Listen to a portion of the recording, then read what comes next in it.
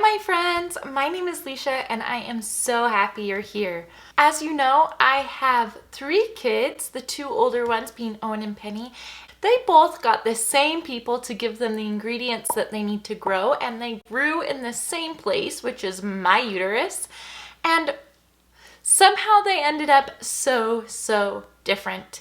And I shouldn't have been so shocked when I realized that they need me to discipline and parent them a little bit differently. What works for one maybe doesn't work for the other. But I have discovered 4 strategies that help make a happy home and a happy child. I taught kindergarten for several years before I had Martha, and I have so many examples I could choose from, but I'm going to choose one of my absolute favorites, and I will call him John. I absolutely adored John, but it didn't start out that way. When John came into my classroom, he was a bully. He would push other kids. He would trip them when they would walk by. He would get up in their face and say, "Do you want to say that again to my face?" He did not know how to sit still. He did not know how to listen. He would literally roll around the classroom, like on his tummy, just roll all around the classroom. He was always up doing what he wasn't supposed to be doing, touching what he wasn't supposed to be touching, and he was pretty difficult to have in the classroom. It did not take long for his behavior to change. He became so sweet. When other children would fall down or get hurt, he was always the first one over there. He would rush over and say, "Oh, are you okay?" and help them up. He sat in his chair for the entire lesson. He worked hard on his papers. He became an amazing listener. And best of all, he left my classroom every day with a "love you, teacher," which of course I loved. These strategies are not just random. They're tested, they're tried and true, and they're based in research.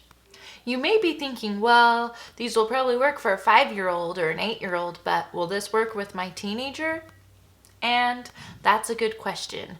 My experience does stem from younger children, but I honestly think that these strategies are great for any relationship, including teenagers. So let's do a quick recap. Every kid is different. You may need to tweak here and there. 2, yes, I think these are all encompassing for every age, but you'll have to tell me. I think we've done enough talking. Let's get right into them.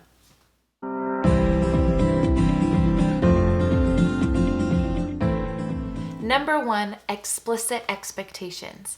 It is so important for your child to know what your expectations are.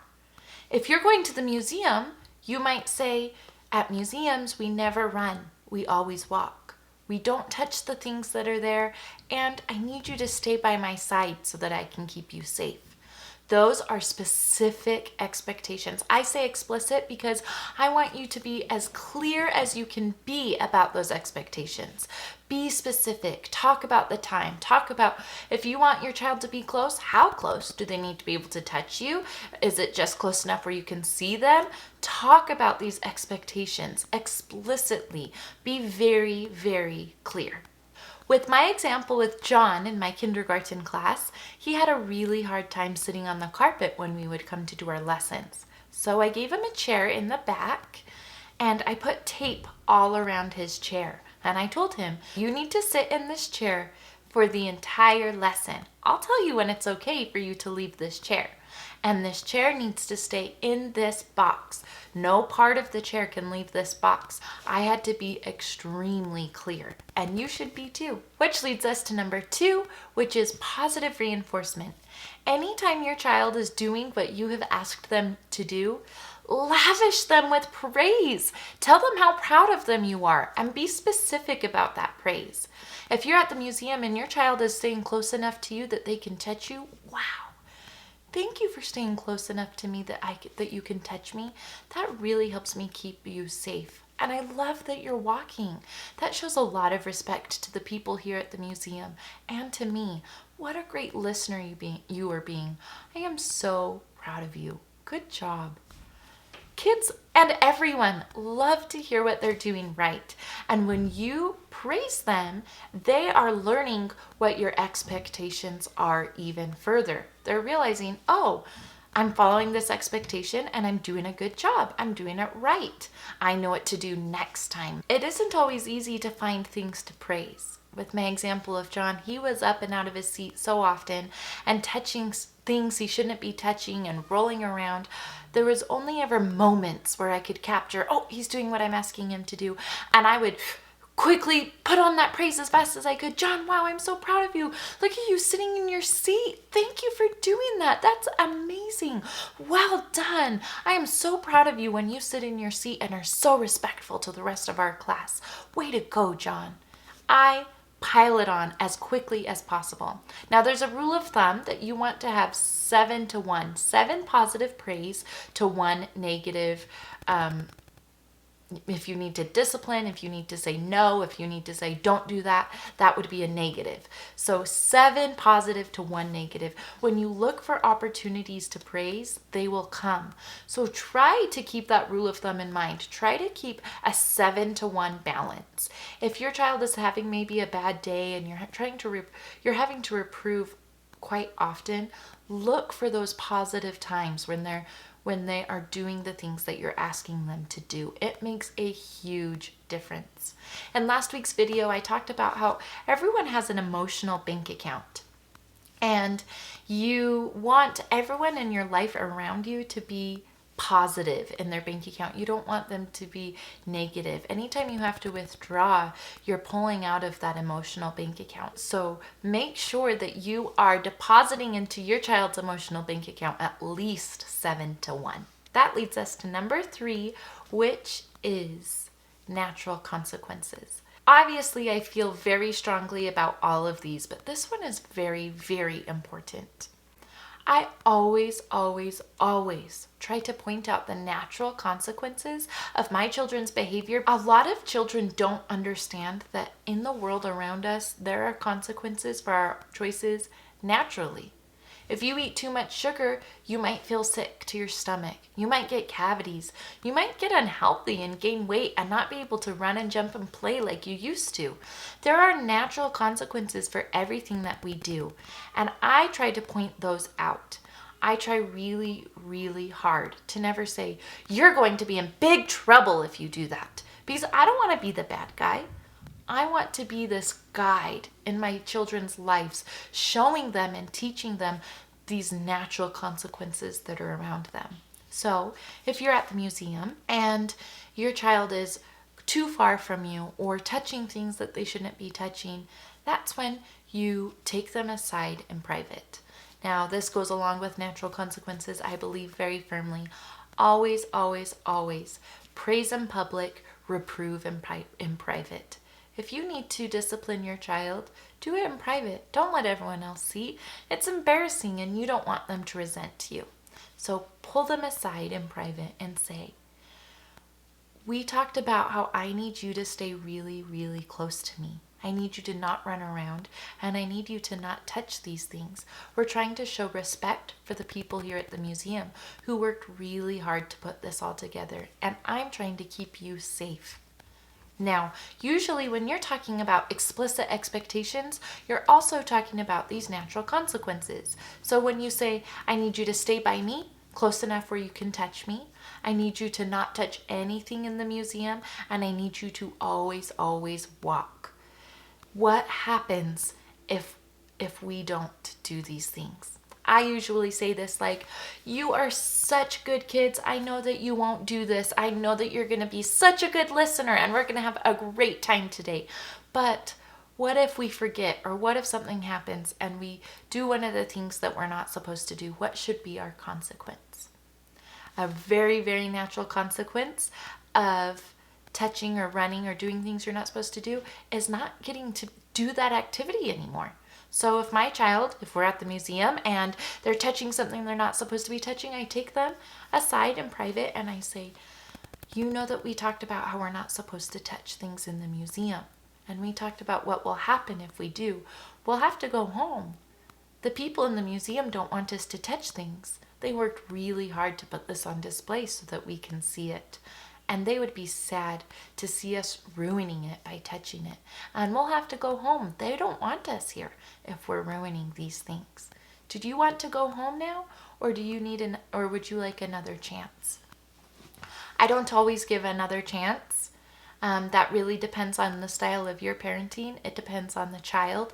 It depends on the age of the child. Maybe they just forgot. Maybe they were doing it on purpose. If they were doing it on purpose, probably not another chance. If they forgot, maybe I would say, this is your reminder, and I'm going to give you one more chance. If you touch something again, we'll have to go home. I'm sorry. Okay? Now, if they touch something again and it is time to go home, I don't say, you're in so much trouble because you touched this, because I'm not the bad guy. They made choices and there are consequences for your choices. So I would say, oh my goodness, I noticed that you just touched this again after we already talked about you not touching it. I'm so sorry you made that choice. It's time for us to go home now. And then you take them by the hand and you go out to the car. Now, this might not go over very smoothly the first few times that you do it, but the more and more and more you are explicit with your expectations and you follow through with those natural consequences, the more they will expect it and understand it and not put up a fight. Which leads me to number 4, follow through. Be consistent. I was in a first grade classroom for a time, and these first graders had a major problem with Pokemon cards. They were always trading and getting sad when the people were taking what they didn't want them to take, and they were always had these Pokemon cards out when not during recess, when they were not supposed to have these Pokemon cards out, and it was a big problem in the classroom. And I had been learning in school about natural consequences, explicit expectations, and positive praise. And I decided I'm going to try this with these first graders. So I told them exactly what I expected. Number 1, explicit expectations. I said, it is not okay for you to have your Pokemon cards out when you're not at recess. If I see them on your desk or in your hand or on your lap, I'll have to take those away. I'm sorry you made that choice to bring them out not at recess. I'll take them for a time, and then at recess you can have them back. So you can see right there that I've laid out my expectations and I laid out my natural consequence. As I'm teaching, I'm looking for all the kids who used to have their Pokemon cards out who now don't. And I'm praising, wow, Samantha, thank you for paying attention. I love seeing your eyes on me when I'm teaching. Way to go. Jacob, you are doing a great job being so focused right now. Way to go. I really appreciate that. And then I'm still teaching. Now, there was a time that one of the boys got their Pokemon cards out and they were playing with them while I taught. And guess what I did? I walked over there and I did not say a word. I just kept teaching. I didn't want to make a big thing of it. I just put my hand out and he slipped those Pokemon cards to me. I put them in my pocket and I kept teaching. Kids like structure, and these kids, first graders, this young, they understood my expectations and they understood the consequences and they followed through because I was following through. It is so important to be consistent. If you say you're going to do something, you better do it. I've seen so many parents pull out these ultimatums out of nowhere, which isn't good. You already didn't talk about your expectations and the consequences that would come when those expectations aren't met, but they pull out these ultimatums out of nowhere and they say, if you keep yelling in the backseat, I'm going to pull over and you're going to walk home from here. Well, if you're 20 miles from home, you're probably not going to make your child walk home. So if you're not going to make them do it, don't say that. Only say what you will follow through. If it's a natural consequence that is hard for you to follow through, then that probably shouldn't be the consequence. Be sure that you follow through, that you're consistent. If you touch something at the museum, we'll have to go home, and they touch something, then you need to go home.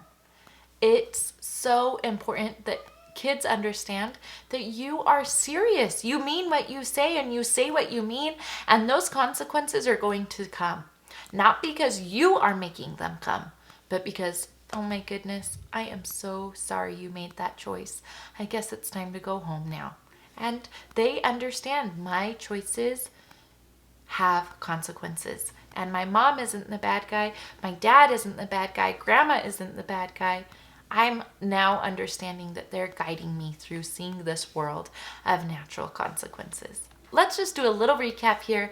Explicit expectations, positive reinforcement, lay on that praise. Be lavish with your praise.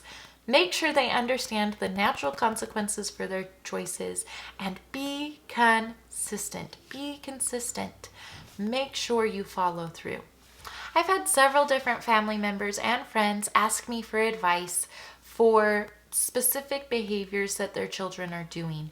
And these are the things that I always talk about. These are the things that I always recommend. These 4 strategies will help nearly any child. The way you lay them out, what your natural consequences are, and how you reprove, how you discipline, those will all be tweaked according to your child and their needs. But these 4 general ideas will help nearly any child. I really do believe that. Having a clear plan of action like this will help your child feel loved, valued, and successful every day, which is my goal as a parent. I hope my children feel that every day. I hope you enjoyed this video. If you did, please let me know. Let me know if you have any questions or want to hear more, if you want me to expound on anything. Thank you so much for joining me today.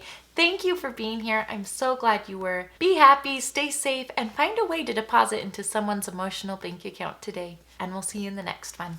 Bye!